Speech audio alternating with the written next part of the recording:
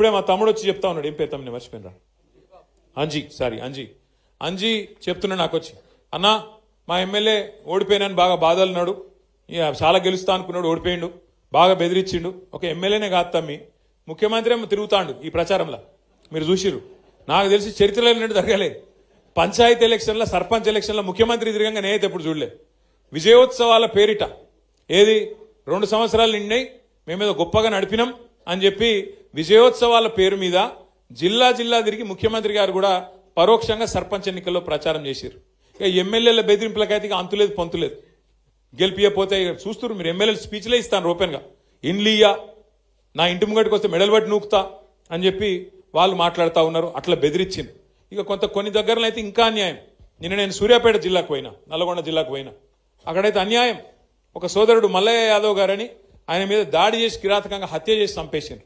ఇంకొకడ ఒక సోదరుడు మనోడు నామినేషన్ వేస్తే ఆయన ఎత్తుకపోయి కిడ్నాప్ చేసి, ఆఖరికి ఎంత ఘోరమంటిగా చెప్పాలి, నా నోటితో నేను చెప్పలేకపోతున్నా, అంత కిరాతకం కూడా అక్కడ తిప్పర్తి మండలంలో ఒక మనోడు సోదరుడు ఆయన మీద కూడా చేసినారు. ఇంకో దగ్గరనైతే గెలిచినాక ఓట్లు వేసినాక, గెలిచినాక కాదు, ఓట్లు వేసినాక మన ఓట్లు కావాలని తీసేసి తీసుకుపోయి మోరిలో వారేసిండ్రు. ఇట్లా ఎన్నో కిరాతకాలు చేయంగా కూడా, ఎన్నో రకాలుగా మన వాళ్ళ మీద ఒత్తిడి పెట్టంగా, ఇబ్బంది పెట్టంగా కూడా ఇవాళ రాష్ట్ర వ్యాప్తంగా 2 దశల్లో ఎలక్షన్లు జరిగితే ఈ 2 దశల్లో కూడా ఒక్కొక్క దగ్గర ఒక్కొక్క తిరుగు, కానీ కొన్ని దగ్గరలో 40%, కొన్ని దగ్గరలో 30%, కొన్ని దగ్గరలో 50%, కొన్ని దగ్గరలో 60-70% కూడా గెలిచి సత్తా చాటిన గులాబీ సైనికులకు నేను శిరస్సు వంచి మీకు అభినందనలు తెలియజేస్తా ఉన్నా. మామూలు విషయం కాదు ఇది. ఎందుకంటే 2 ఏళ్లలోనే ప్రభుత్వం మీద ఇంత స్థాయిలో వ్యతిరేకత వచ్చుడు, ఇంత స్థాయిలో తిరుగుబాటు జరుగుడు, ఇది మామూలు ముచ్చట కాదు. ఎందుకంటే ప్రజలు కూడా జనరల్గా ఎట్లుంటారంటే, ఇంకో 3 ఏళ్ళు గవర్నమెంట్ ఉంది కదా సూతాంతి అన్నట్టు ఉంటారు. కానీ తెలంగాణలో పరిస్థితి అలాగున్నది. మీరు గమనించండి, ఎంత కోపం ఉంటే, ప్రభుత్వం మీద ఎంత వ్యతిరేకత ఉంటే ఇట్లాంటి వ్యతిరేక ఫలితాలు వస్తాయి. ఒకసారి యాద్ చేసుకోండి. మన ప్రభుత్వం ఉన్నప్పుడు 32 జిల్లా పరిషత్లు ఉంటే 32 మనమే గెలిచినాం. 143 మున్సిపాలిటీలు ఉంటే 136 మున్సిపాలిటీలు గెలిచినాం. జెడ్పీటీసీలు దగ్గర 450 దాకా గెలిచినాం. మండలాలు దగ్గర 430 దాకా గెలిచినాం. 520 చిల్లర మండలాలు ఉండే అప్పుడు కొద్దిగా పెరిగినాయి ఇప్పుడు. అట్లాగే గ్రామ పంచాయతీలు 12,000 ఉంటే దగ్గర 9,000 మనమే గెలిచినాం. కేవలం అక్కడనో ఇక్కడనో వాళ్ళు ఒక 15-20% గెలిచిరు, కానీ మనం గెలిచినట్టు 30%, 40%, 50-60% వాళ్ళు ఎక్కడ కూడా గెలవలేదు. 2 ఏళ్లు తిరగకుండానే ప్రభుత్వానికి ఈ పరిస్థితి వచ్చింది. మరి పెద్దల ఆత్మవిమర్శ చేసుకోవాలి కాంగ్రెస్ వాళ్ళు. ఎందుకు 2 ఏళ్లు తిరగకుండానే ప్రజలలో ఇంత కోపం వచ్చింది? మనకు కనబడుతూనే ఉన్నది. యూరియా బస్తాల కోసం తనలాడుడే, కరెంటు కోసం ఆగం, ఏ పథకం కూడా చక్కగా అమలు అయితలేదు. రైతు రుణమాఫీ అన్నారు, 2 లక్షలు అన్నారు, ఎక్కడ కూడా చారణకు మించి చక్కగా జరగలే. అట్లాగే రైతు బంధు పెంచుతామన్నారు, 10,000 కేసీఆర్ ఇస్తే మేము 15,000 అన్నారు, ఇలా అది కూడా చక్కగా ఇయ్యలేదు, 2 సార్లు ఎగ్గొట్టింది. ముసలోళ్ళకు పెన్షన్ పెంచుతామని చెప్పి ఆశ పెట్టి 2,000 4,000 చేస్తామని ఆశ పెట్టి ఆ 2,000 కూడా 2 నెలలు ఎగ్గొట్టింది ఈ ప్రభుత్వం. 2 ఏళ్ళు అయినా కూడా 100 రోజుల్లో చేస్తామని చెప్పి 800 రోజులు అయినా కూడా అవి కూడా చేయలే.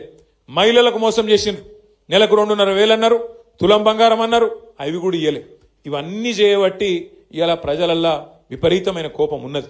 కానీ మనం బాధపడవలసిన అంశం కానీ భయపడవలసిన అవసరం కానీ ఎంత మాత్రం లేదు.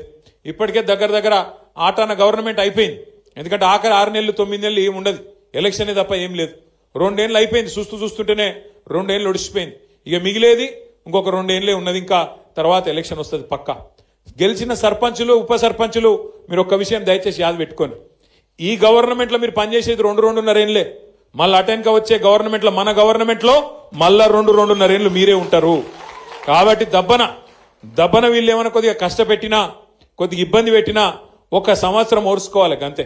అటెన్క ఏముండదు, వీళ్ళది అటెన్క ఏముండదు. మీకు వచ్చే పైసలు ఎట్లాగొస్తాయి?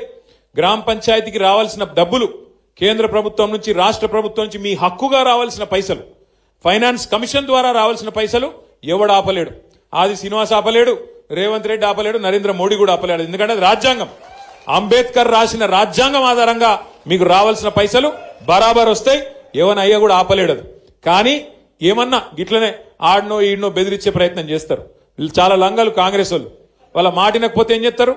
సర్పంచ్ గారిని ఏదో ఒక దానిలో ఇరికియాలి, ఇరికిచ్చి వాళ్ళని సస్పెండ్ చేయాలి. ఎందుకంటే అధికారం కదా, సస్పెండ్ చేయాలి, సస్పెండ్ చేసి ఉప సర్పంచ్ వాళ్ళ మనిషిని పెట్టుకోవాలి, వాళ్ళకు బాధ్యత ఇవ్వాలని చెప్పి లంగ కథలు చేస్తారు.